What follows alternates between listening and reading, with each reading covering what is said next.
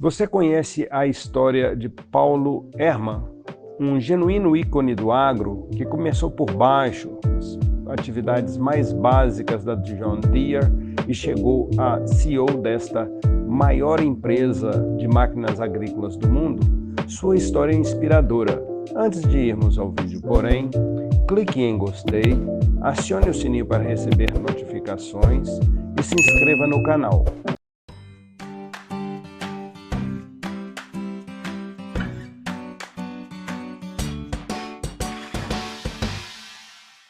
É um prazer enorme estar entrevistando ele que foi o líder de uma grande multinacional do agro brasileiro, a John Deere Brasil. Nosso entrevistado de hoje é o Dr. Paulo Hermann.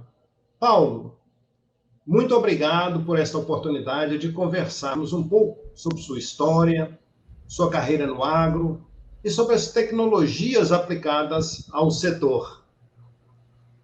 Muito obrigado pelo convite, professor. É um prazer enorme. Eu já estive vendo os entrevistados que passaram pelo programa, então é uma honra estar nessa galeria aí de personalidades que você já entrevistou.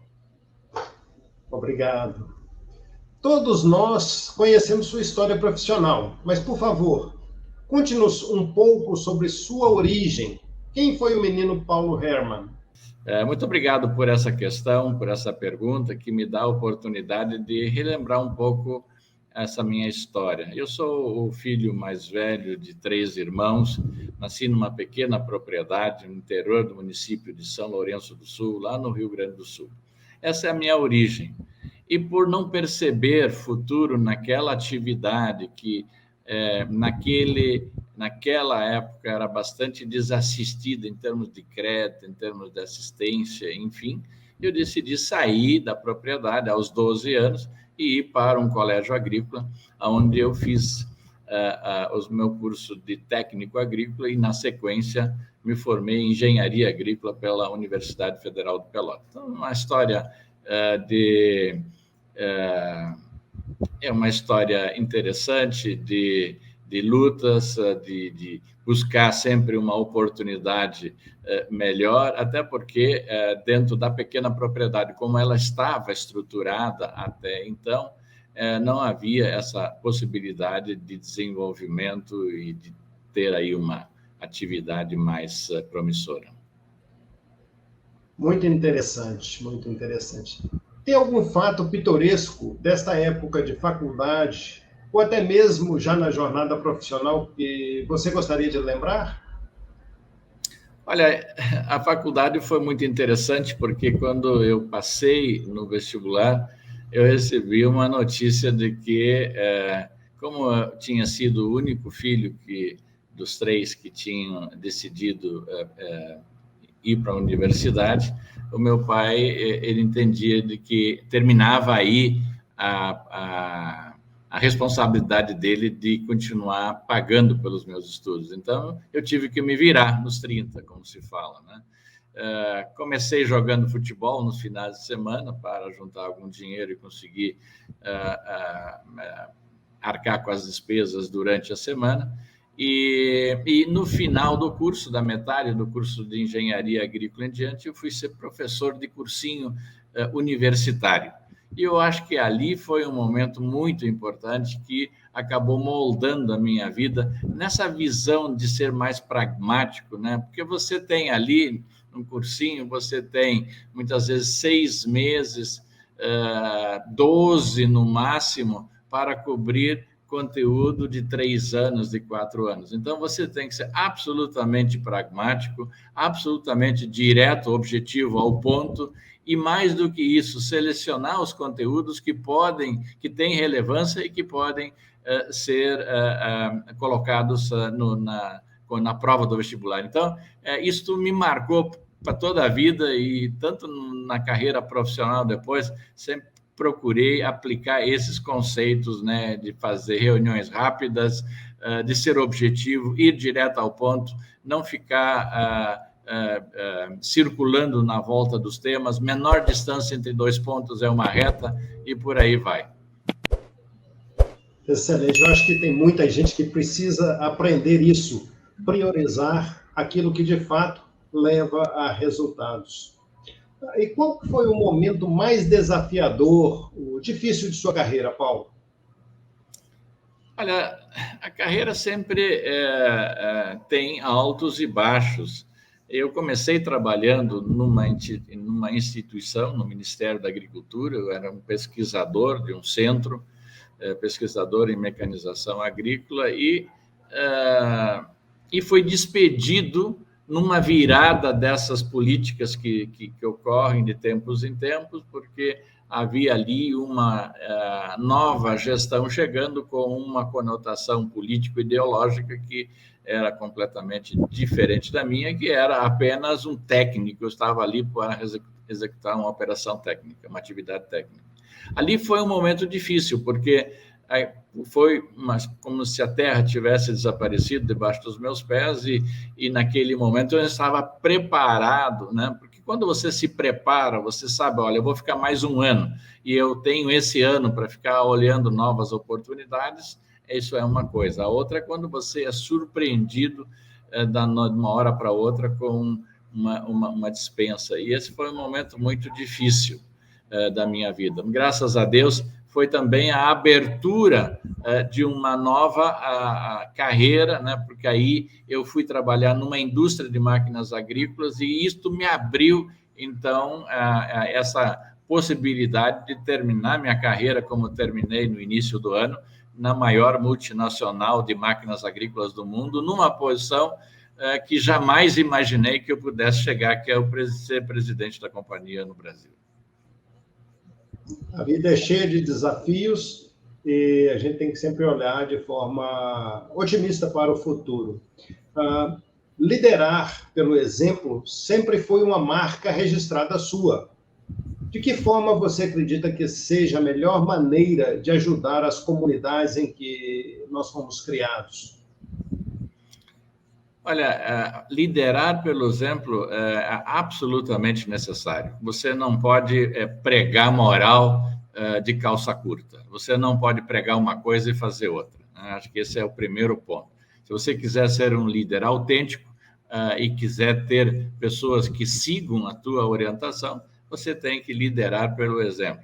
E em todos os sentidos, não é só no campo profissional, mas também no campo pessoal e social. Então, esse é um primeiro ponto. Segundo ponto, toda a minha vida eu estudei em colégios públicos, né? Desde o primário, o secundário e depois a universidade. Então, chega num determinado momento que você tem a obrigação de dar retorno à sociedade. Você tem que demonstrar de que aquilo, porque ao estudar num colégio público, né, é a sociedade que está pagando essa escola para você. Então, você tem que dar retorno. E eu sempre tive uma preocupação social muito grande, porque, infelizmente, apesar da riqueza do nosso país, apesar de um país ser cheio de potenciais e potencialidades e recursos naturais de toda a natureza, nós temos muitas assimetrias sociais. Nós temos ricos que são mais ricos do que qualquer rico em qualquer parte do mundo, e nós temos uma população enorme, né, desassistida, à margem da sociedade, do processo de desenvolvimento. Então, não dá para viver com a consciência em paz dentro de um ambiente com tantos extremos. Ok. Nos seus 22 anos de empresa, você formou grandes amizades.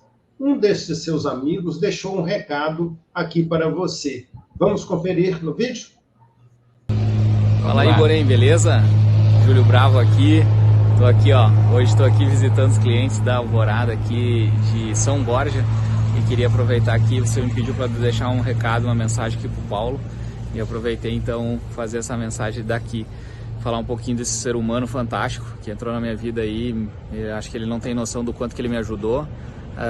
Além de um grande amigo, virou um grande padrinho, um grande conselheiro, um grande consultor, está me ajudando pra caramba nos negócios. Estou muito feliz dessa aposentadoria dele, afinal agora a gente pode ter um pouco mais dele. Mas fazer um salve não só para ele, mas também para a Vânia, né, que foi a pessoa que nos aproximou, a Vânia Herman, que é a esposa do Paulo, e desejar toda a felicidade do mundo aí, são pessoas maravilhosas. um ícone da nossa indústria, ajudou tanto a indústria, não só a John Deere, quanto toda a indústria aqui do agronegócio, uma pessoa que eleva o nome do nosso país e defende as cores da bandeira do Brasil, e a gente fica feliz de poder estar perto de uma pessoa com tanto valor e tanto conhecimento como o Paulo. Agradecer aí todos esses anos, são mais de 20 anos de amizade, né? Queria agradecer por ter me dado a oportunidade lá atrás de ter me dado o primeiro emprego, que foi onde eu estagiei na John Deere, e aí logo depois trouxe ele aí para momentos fantásticos da minha vida. Obrigado, Paulo, por tudo. Um abraço. Gostaria de comentar alguma coisa, Paulo? Sim. Bom, primeiro, emocionado aqui com esse depoimento tão autêntico, tão genuíno, tão fora de qualquer script, né?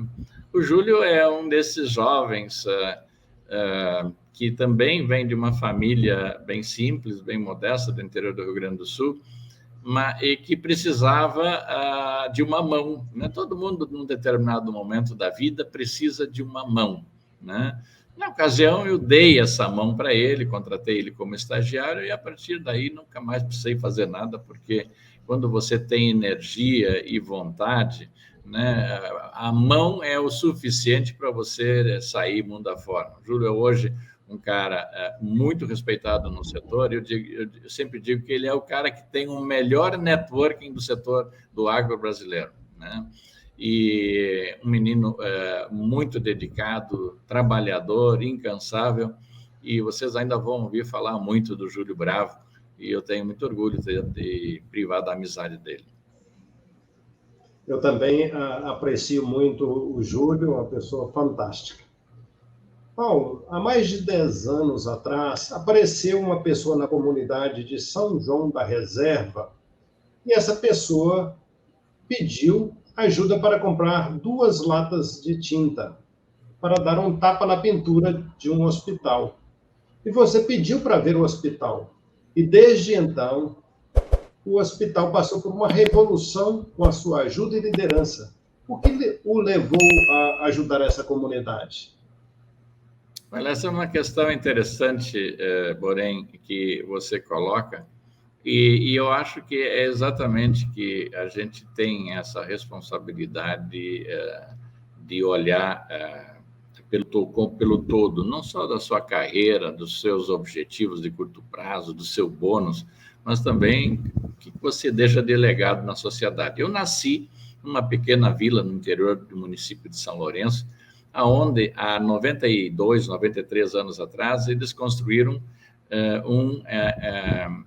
isolamento. Na verdade, aquilo era uma instituição onde as pessoas com doenças contagiosas eram encaminhadas, ficaram longe da cidade para se curarem, né? Doenças tipo tuberculose e outras. Isso foi evoluindo. Na década de 70 se transformou num hospital, maternidade, e na década de 80 quebrou por falta de gestão. O SUS é um sistema complexo de gerir.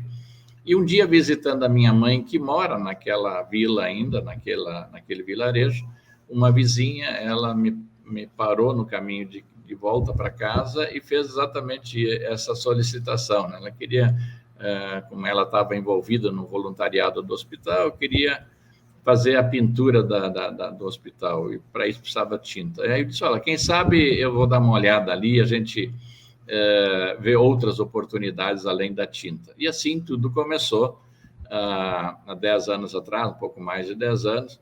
E a lógica, porém, é o seguinte, né? Essas comunidades rurais estão envelhecendo, os filhos estão indo para as cidades, estão voando mundo afora, e ficam os idosos. E os hospitais das pequenas cidades, elas são hospitais desprovidos de maior infraestrutura. Então, se criou no Brasil a ambulancioterapia, né? Põe o idoso, o doente na ambulância e manda embora. O prefeito resolveu o problema dele. Se a pessoa vai morrer no meio do caminho e depois vai ter que bater de hospital a hospital para conseguir um leito na capital, isso não é mais problema dele. Isso me chocou bastante. E se nós conseguimos monitorar máquinas agrícolas por telemetria no campo, por que ele não pode fazer isso com as pessoas? Então, esse foi o mote E hoje nós temos ali um centro interessante, modernizado, com bloco cirúrgico de todo ele digital, equipamentos de última geração, fibra ótica, energia solar, né? E fazendo telemedicina. Eu acho que esse é o mais importante, que é levar recursos de medicina avançada nesses rincões, né, mais afastados dos grandes centros, com medicina de qualidade para esse nosso pessoal que trabalhou a vida toda e merece uma velhice digna e saudável. Muito interessante. Eu não conhecia essa faceta da sua história e fico realmente bastante sensibilizado. Paulo, você tem uma participação muito ativa na temática de sustentabilidade. Eu queria saber de você sua opinião sobre o sistema ILPF e sobre a importância dessa estratégia na nossa agricultura brasileira. Essa é uma outra questão, porém, muito interessante, né? Você sempre, e isso eu aprendi também ao longo da minha carreira, você sempre tem que olhar, tentar olhar do outro lado do morro, o que vem pela frente, né?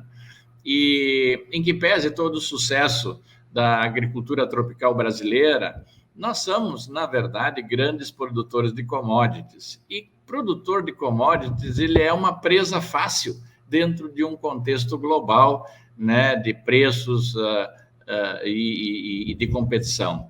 Então, é preciso que você trabalhe em formas de agregação de valor, né? E existem várias formas de se agregar valor a uma commodity.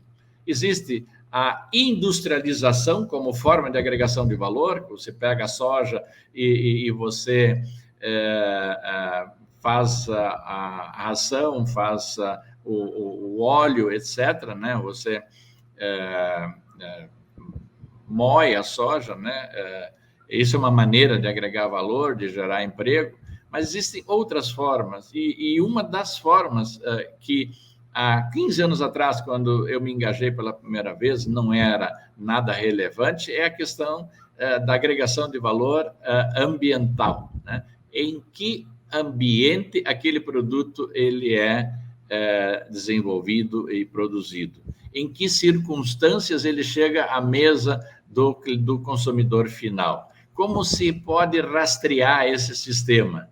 Como a agricultura brasileira, que vai expandir por vocação, por naturalidade, por absoluta falta de outra opção, né? A agricultura ela vai se desencadear nos trópicos, é uma atividade tropical, né? O agro é trópico, né? Qualquer coisa fora dos trópicos é forçação de barra, porque a definição de agricultura é fotossíntese, e fotossíntese é sol agindo sobre o metabolismo das plantas. Então, se a gente pega o conceito básico da agricultura, é possível fazer agricultura no Polo Norte?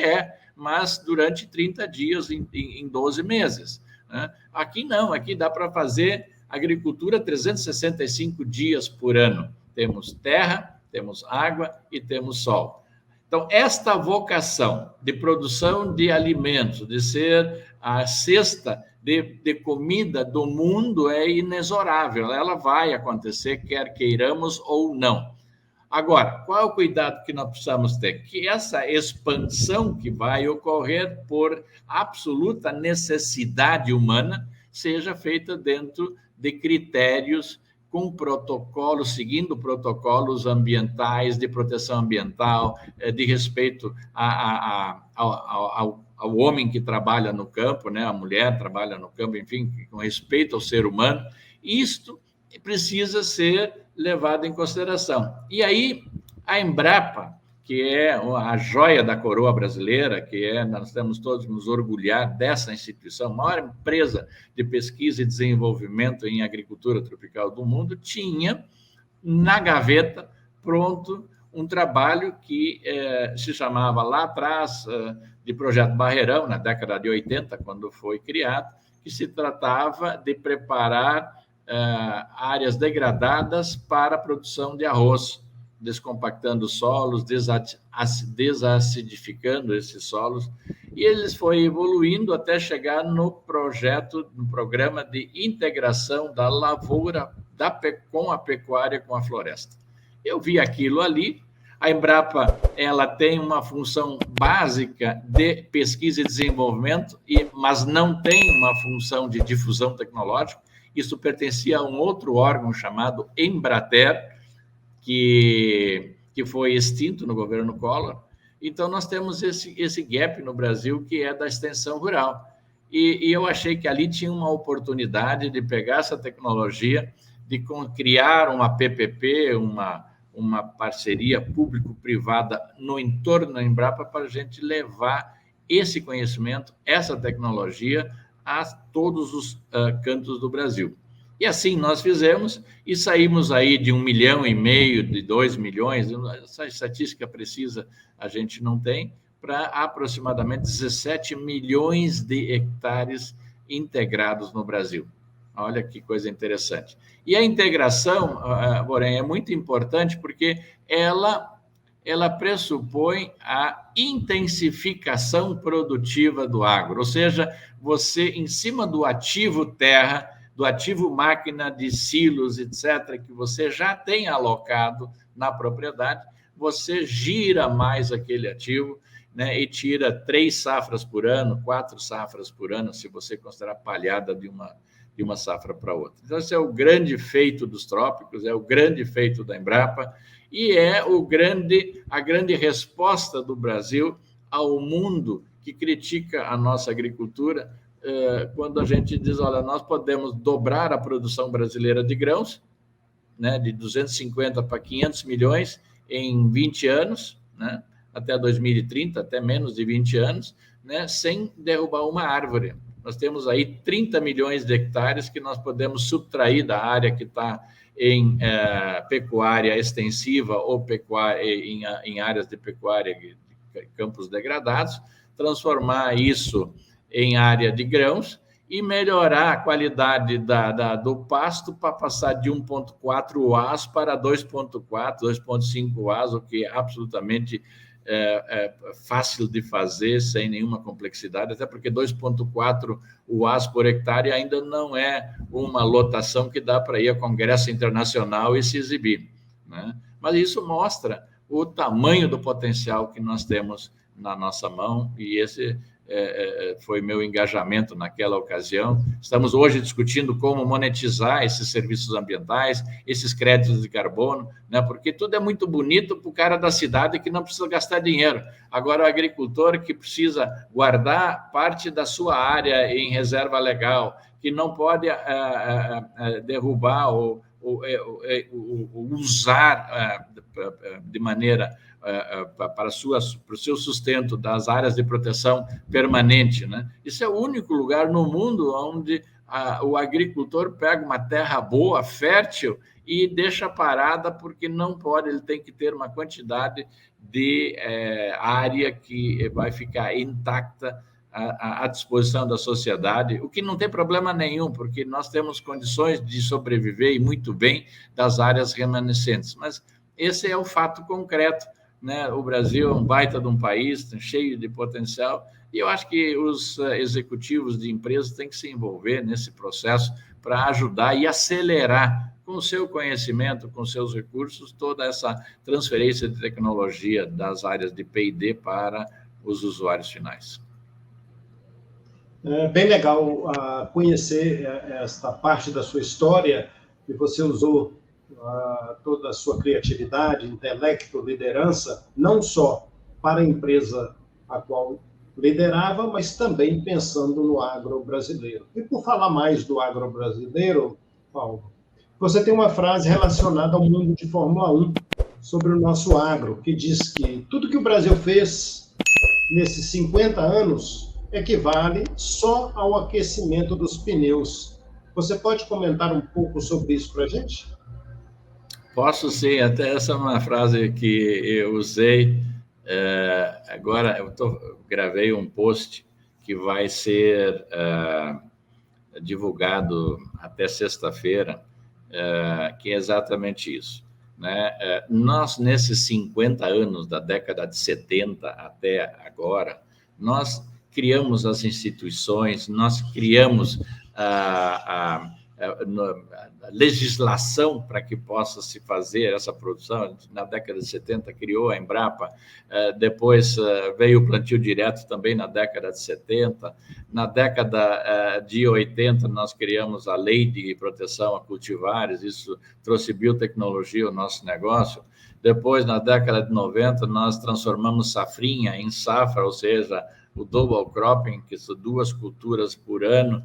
Depois se criou no ano 2000 o programa de renovação da frota de máquinas no campo, né? O Modern Frota, um programa que injetou $5 bilhões por ano na renovação de frota. Hoje temos máquinas modernas rodando no campo, né? Depois o governo, já há décadas, tem o Plano Safra. Nesse Plano Safra são 250, 300 bilhões de reais, né, colocados para girar, para investimento em armazenagem, irrigação, em máquinas, etc. Depois vem a aprovação dos organismos geneticamente modificados, que foi um outro passo importante. O Código Florestal Brasileiro, que foi um avanço enorme, né, no campo da preservação. E tudo isso ocorreu nesses 50 anos. Ou seja, foi eu diria assim, uma coalizão não planejada. Aliás, no Brasil não se planeja nada, infelizmente. Nós não temos plano plurianual, muito menos plano anual. A gente vai fazendo as coisas ao sabor do momento, né? E dentro dessa lógica do sabor do momento, nós conseguimos fazer tudo isso. E esses resultados maravilhosos que nós estamos obtendo, elas não são obra do acaso, isso não caiu do céu, isso aí não é presente de ninguém, isso é obra dos brasileiros, da pesquisa brasileira, da universidade brasileira, dos agricultores brasileiros que são destemidos, que acreditam, que têm coragem, que plantam sem garantia de preço, que plantam sem garantia de clima, né? Agora tiveram novamente uma frustração por conta de seca no sul, né? Já tivemos há 2 anos atrás, né? Os agricultores deixaram, né, de colher 40 bilhões de reais, né, é o custo dessas 2 secas. Ano passado tivemos uma seca que subtraiu 20 milhões de toneladas de milho da segunda safra, e continuamos firmes, fortes e prontos, e com vontade de crescer. Esse é o agro brasileiro. Esse é o agro brasileiro que chegou até aqui. Só que isso aqui foram as fundações, os fundamentos. Isso é a base sine qua non, nós vamos chegar. Então, essa é a base. Por isso que eu digo, ainda em cima desta base, nós agora vamos ter crescimento exponencial. Na década de 70, nós colhíamos 1 tonelada por hectare, em média. 1 tonelada de grãos por hectare, uma relação de 1 para 1. Agora, nesse 2000 aqui, 2010, 2020, nós estamos em 4 toneladas por hectare. Nós multiplicamos 4 vezes. E nós vamos para 6, 7 toneladas por hectare nos próximos 10 anos. O USDA, ele fez uma análise de demanda e oferta de alimentos no mundo para 2027, até 2027. Então, no ano de 2027, daqui a 5 anos, 5, 6 anos, o mundo terá que produzir mais alimentos para abastecer com segurança alimentar essa população crescente. Ao Brasil, caberá a tarefa, a missão, né, de produzir 41% a mais do que produz hoje. Os Estados Unidos com 10%, Canadá com 9%, a Austrália, na Oceania com 8%, 9%, depois um pouco para a Rússia, um pouco para a China, um pouco para a Europa, mas o país, o grande contribuidor, a grande máquina é o Brasil, por conta da agricultura tropical, tendo que produzir 41% a mais. Por isso que eu digo, gente, tudo que está começando, tudo que nós fizemos até agora, ele foi preparatório, foi aquecimento de pneu. A corrida começa agora. Nos próximos 6 anos, nós vamos dobrar a produção brasileira.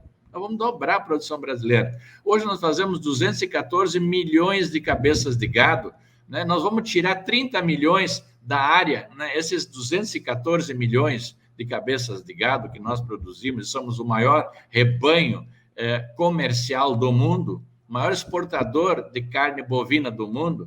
Esse rebanho ele é criado em 153 milhões de hectares, com 1,4 UAs por hectare, que é baixíssimo. Nós vamos tirar 30 milhões nos próximos anos, vamos tirar 30 milhões desta área, que é de pastagem nativa, que é de pastagem degradada, nós vamos tirar dessa área. Vai melhorar um pouco mais, podemos passar de 1,4 para 2,4, melhorando a qualidade das pastagens, porém, e esses 30 milhões de hectares nós vamos usar para produzir 100 milhões de toneladas, 150 milhões de toneladas de grãos. Então, esse é o nosso desafio, esse é o nosso destino, é isso que nós vamos fazer. Nós não precisamos atacar bioma nenhum. Quem ataca é marginal, tem que ir para a cadeia, tem lei para isso. O agricultor não vai para a Amazônia, até porque sabe que as condições de produção lá não são favoráveis, né? Então, nossa agricultura, nós temos uma tecnologia tropical, nós estamos agora investindo forte na questão da infraestrutura de portos, rodovias e ferrovias, né, tornando esse custo de logística mais barato, mais acessível. Nós temos agricultores que adoram trabalhar, que adoram desafios, e nós construímos um arcabouço de legislação, de leis, etc., que nos dão toda essa vantagem competitiva. Tem muita discussão na imprensa, tem que ter, faz parte. A sociedade tem que entender como é que esse processo produtivo ocorreu. Por exemplo, essa crise na Ucrânia, entre a Ucrânia e a Rússia, está fazendo com que a sociedade urbana descobrisse fertilizante. Inicialmente nem sabia o que é fertilizante.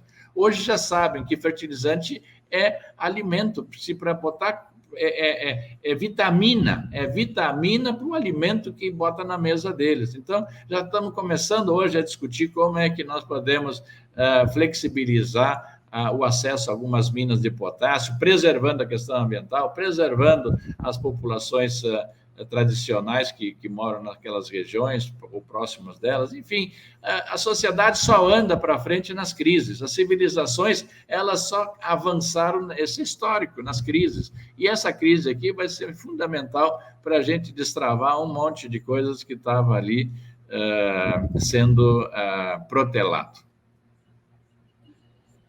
É verdade. Bom, Paulo, você possui mais de 40 anos de experiência profissional e de dedicação ao agro. Olhando lá desde o começo até agora, qual a sua percepção de avanço tecnológico no campo, especialmente na parte de mecanização? Olha, essa é uma outra questão interessante, porque me dá a oportunidade de esclarecer a minha visão. Já teve uma época em que havia vamos dizer assim, um entendimento, até acusação de que a máquina era o grande agente, né, de êxodo rural. Ela promovia o êxodo rural, o que é uma grande inverdade. Eu tive a oportunidade de fazer um debate com promotores do Ministério do Trabalho, onde provei para eles de que isso aí é uma afirmação não verdadeira. Porque basta que se olhem as estatísticas mundiais, né, de população urbana vis-à-vis população rural, que você vai ver de que há uma tendência no mundo todo da migração do campo para as cidades. Né? Há alguns anos atrás, 70% da população mundial morava no campo, hoje já tem menos de 50%. Por quê? As pessoas vão atrás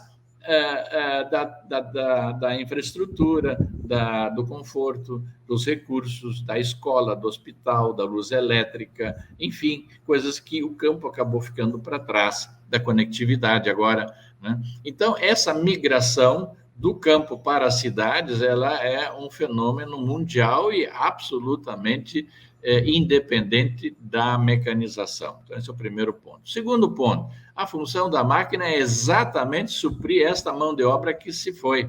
Né? Hoje nós olhamos a população brasileira, nós temos 86%, segundo o último dado do BGE, 86% da população brasileira morando em núcleos urbanos. E se nós olharmos a idade média daqueles que ficaram no campo, e eu pego isso pelo município que eu nasci, ela está envelhecida. São pessoas que já tiveram toda uma atividade produtiva, mas agora já estão com uma idade avançada e não tem mais aquela energia de produção. E aí entra a máquina. A grande função da máquina social é exatamente ser a extensão dos braços remanescentes no campo.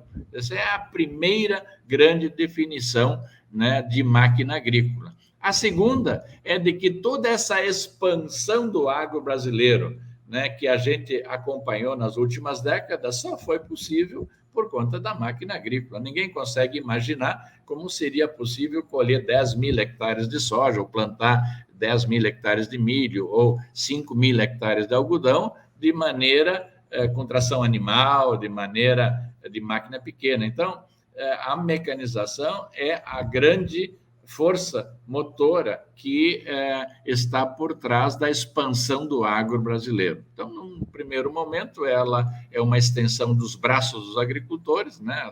Ela potencializa aqueles músculos, né, que remanesceram no campo, e, em segundo, é o grande fator de expansão do agro. E tem um terceiro, agora, objetivo em cima desses dois, que é a máquina agrícola como uma ferramenta de aquisição de dados, né? As máquinas hoje estão de tal maneira instrumentadas e com tecnologia a bordo, de que é possível fazer o acompanhamento, monitoramento, geração de dados a cada segundo, né, monitorar a máquina com precisão de 2 centímetros ou 3 centímetros no campo, né, e a máquina, além de executar a operação agrícola para a qual ela foi projetada, ela também é uma grande fonte de aquisição de dados. Obviamente que para isso nós precisamos da conectividade, e nessa pandemia a conectividade avançou muito, porque com o trabalho remoto, com as empresas fechando seus escritórios, as pessoas indo para casa, houve uma consequente pressão em melhoria da conectividade no Brasil. Nós estamos longe ainda daquilo que nós precisamos ter, mas já estamos muito melhor do que estávamos no ano de 2019, quando começou 2020, quando começou toda essa pandemia. Então, é essa a função que eu vejo, a importância das máquinas dentro desse processo que é o sucesso do agro brasileiro. Excelente. Já caminhando para o final da nossa conversa, tem alguma mensagem para os nossos jovens engenheiros agrônomos, engenheiros agrícolas e produtores brasileiros, Paulo? Tenho, sim. Eu, inclusive, no sábado, tive a honra de ser o patrono de 2 turmas de agronomia da Escola Superior de Agricultura Luiz de Queiroz, e a mensagem para os jovens é de que o país, o curso que escolheram é este, o país que eles estão vivendo é este, não tem que sair do Brasil, isso é bobagem, é coisa de quem quer passear. Quem quer trabalhar, quem quer crescer, quem quer se desenvolver, tem que ficar no Brasil. Nós temos muita coisa para fazer ainda aqui, nós temos que melhorar a questão de agregação de valor. Esses jovens que estão chegando vão ser fundamentais nesse processo. Nós temos que melhorar a conectividade, nós temos que criar sistemas de monetizar os serviços ambientais, melhorar a conectividade, né? Trazer os jovens, as startups de novo para o campo. Nós temos que ter um uso mais racional dos nossos insumos. Então, tem tanta coisa ainda pela frente, em que pese todo o avanço que nós tivemos. Por isso que eu volto a dizer, gente, em linguagem de Fórmula 1, recém acabamos de terminar a volta de aquecimento dos pneus. Tem muita coisa. E o agro é tropical, e trópico chama-se Brasil. Bem legal. Você não só acompanhou, como contribuiu para uma grande revolução e avanço da agricultura brasileira. Mas nós temos grandes desafios pela frente. Eu queria saber a sua perspectiva sobre como produzir mais em uma área menor e de forma sustentável, Paulo, para finalizar. Olha, Borém, eu acompanhei todo esse movimento, né, que foi a movimentação para o centro-oeste brasileiro, né? A agricultura brasileira, ela na década de 70, ela era no sul e no sudeste, né? E alguma coisa de cana no nordeste e ponto final. O resto era subsistência e no centro-oeste praticamente o cerrado era tido como uma área inadequada para a produção agrícola, né? Esta movimentação para o centro-oeste, ela mudou o eixo mundial de produção de alimentos, porque nenhum país no mundo tem essa possibilidade, né? E a tecnologia que nós desenvolvemos fez com que uma área arenosa, com alto teor de alumínio, com pouca chuva, pudesse ser altamente produtivo, igual aos melhores campos americanos, argentinos ou ucranianos, que têm um solo maravilhoso.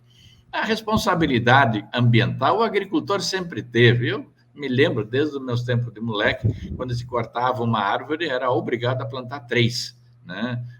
Isso é intrínseco, porque o agricultor ele tem claro na cabeça dele de que ele extrai da terra o sustento. Na agricultura ainda é um extrativismo. Você extrai, você bota a semente e depois você tira ela dali. E se você não cuidar desse ambiente, se você não preservar esse ambiente, se você não tiver cuidados para que você consiga repetir no ano que vem o mesmo processo, você vai morrer de inanição e vai virar mais um que vai para a cidade viver na periferia, né, pedindo esmola nos semáforos. Então, o agricultor sabe disso, né, que a natureza precisa ser preservada. Agora, sem romantismo, sem essa coisa do cara da cidade achar que todos os problemas estão no campo, quando os problemas estão dentro da cidade. Até hoje ainda não se faz coleta seletiva de lixo. É só olhar o centro de qualquer cidade brasileira e para ver a sujeira que é, né? Se nós quisermos hoje pegar um foco de contaminação, vamos olhar nos lixões, né? 90% dos lixões são altamente contaminantes, não tem o menor cuidado, preparo para fazer ali uma guarda adequada do lixo das cidades. A maior parte das cidades não tem coleta seletiva de lixo, e por aí vamos, né? Então, o campo está muito avançado em qualquer outro segmento da sociedade brasileira na questão preservação ambiental. Tem coisas para melhorar? Tem. Tem coisas que podem ainda avançar? Pode. Mas você pode olhar lá, os córregos, todos eles já estão hoje limpos, esse assoreamento que nós tínhamos na década de 70, 80 está corrigido, plantio direto ajudou a corrigir, agora com o ILPF, novamente, você praticamente mantém cobertura vegetal sobre a superfície do solo o ano todo, evitando erosão e assoreamento de recursos naturais. Enfim, eu sou um cara que acredito no agricultor, acredito no agro, não tenho dúvida nenhuma que, obviamente, quando você começa a desequilibrar o eixo da oferta de alimentos no mundo, você vai levar pancada de todo lado, né? E contraria interesses de toda a ordem, né? Então, é normal, né? E a gente só é invejado porque a gente é bom. Ninguém inveja coisa ruim. Excelente. Muito boas suas colocações para finalizar. Sua história, seus pontos de vista, a sua presença é inspiradora, Paulo.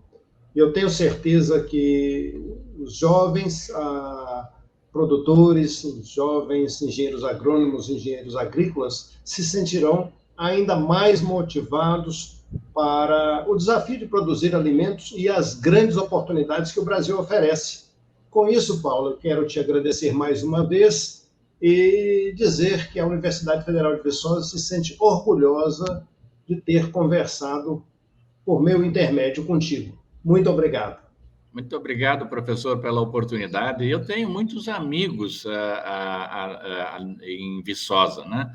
O nosso querido professor Tetu O'Hara, né? Porque nós temos aí um centro, né, de armazenamento, beneficiamento avançadíssimo, né?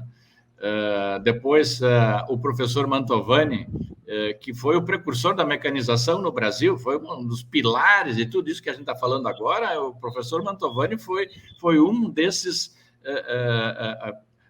polos, né? Depois, os dois filhos, o Evandro e o Everardo Mantovani, né? O Evandro, como pesquisador renomado da Embrapa, o Everardo, que enveredou para o lado da irrigação, e por aí tem Daniel na engenharia agrícola, tem um monte de gente muito boa ali. Eu adoro essa universidade, é um dos cursos de engenharia agrícola também, precursores, juntamente com o de Pelotas, Campinas, né?